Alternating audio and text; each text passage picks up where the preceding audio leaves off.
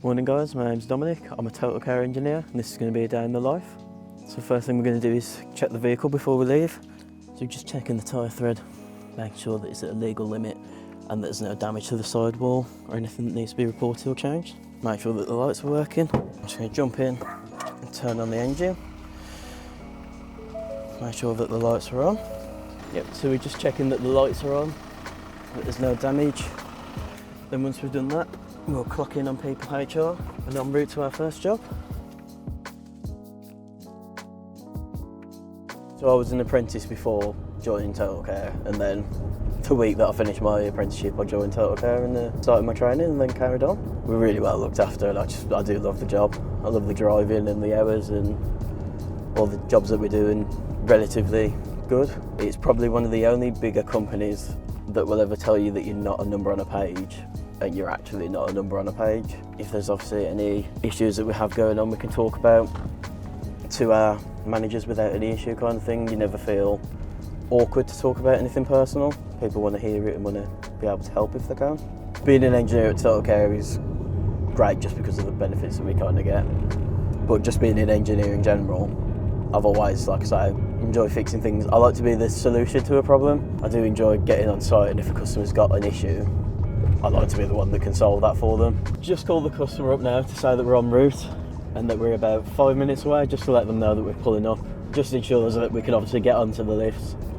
If they've got any vehicles on there that they need to get off, it gives them the time to get them off and get them ready for us. And it also just lets them know that we're going to be pulling up essentially, so they can get anything that they need ready. And yeah, we'll get there, we'll sign in. Also just confirm any PPE that we need.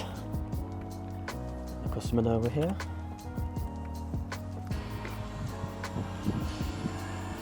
Just from Totalkare, here to do Totalkare, which is here to the service and columnist. Yeah, right, can I have a chat with you? Yeah. I mean, you could repair it, but you'd have to disconnect it and rewire it again, because you just ain't got the length to pull it. Oh, for the Urso to connect back in? Yeah, so, but you could shorten it by an inch. It isn't going to hurt. The cable's 32 foot long, isn't it? Yeah, I'll be able to repair that. Oh, you're a top man. It's just pulled out of the actual plug itself, so we'll be able to get that fixed. So I'm just filling out the risk assessment now just to make sure that we're obviously safe to work.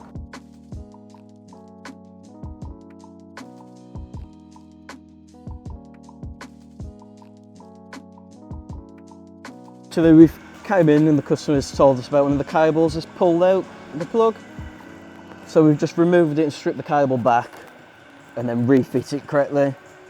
And then I've found on the other side of the cable, the plug is damaged to an unsafe level, where you can touch the live contacts, and that obviously we can't have.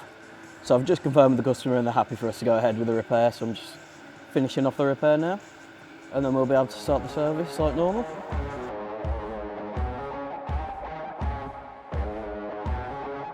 I'll click this one. Yep, perfect. So this lift's powered now, and it's getting communication through the cable to here. So now I'll turn them off and check all the other plugs and then start the service. So I'm just going through and seeing which plugs need repairing. So I'm just giving it a quick wipe off just to get rid of any debris. I'm just going to make sure these glands are tight, pumps all secure, the valves are all tight, lid's tight. Check the oil bottles to make sure that the bottle isn't loose. Oil lid's tight, and then the oil's at the correct level, and that's it.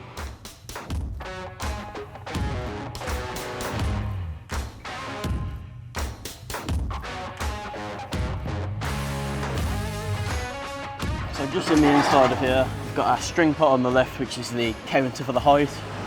And there's also the safety wedge and some of the cables. So just making sure that the string pot's nice and tight, the pin's in the right place, these are tight on there. The safety wedge releases, and there's also a little circlip on that side. Then the cable that's in there is connected and tight. So that pin was out of place on this one, and it's now, while it's on the floor, saying that it's 3 inches up. I've got a software chip in my bag. We could just go through the settings. We set it at the bottom as 0, and then take them to the top and set it as 70. So I'm just checking that all my tools are in there, everything's where it should be.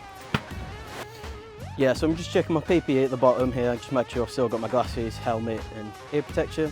Everything's all there where it should be. Making it locked up. And then we're just documenting the call, we're just filling out the paperwork, making sure that everything's serviceable, any repairs and noted on the paperwork as well. That's just so that the customer's obviously got a copy of the paperwork, any repairs which have completed, any advisories that we recommend. They can keep it on record for any health and safety inspections that they have.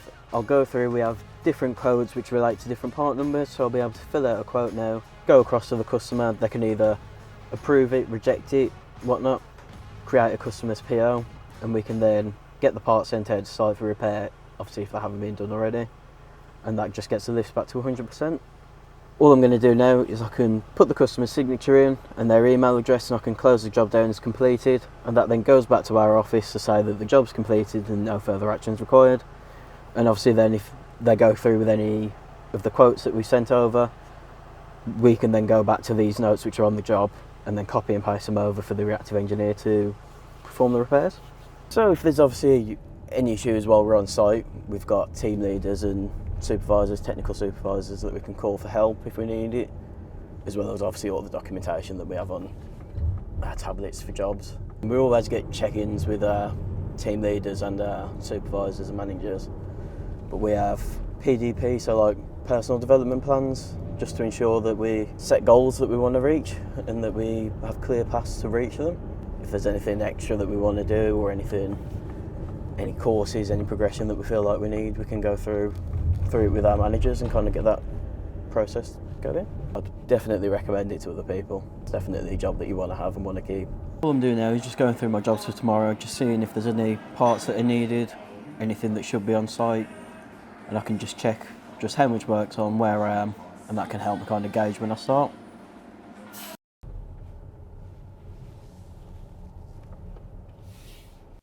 So just before we go and lock the vehicle, we're just going to log into our People HR, tap out for the day. Thank you for joining me for the day in the life of the engineer. Just going to lock up the van and then we'll be done.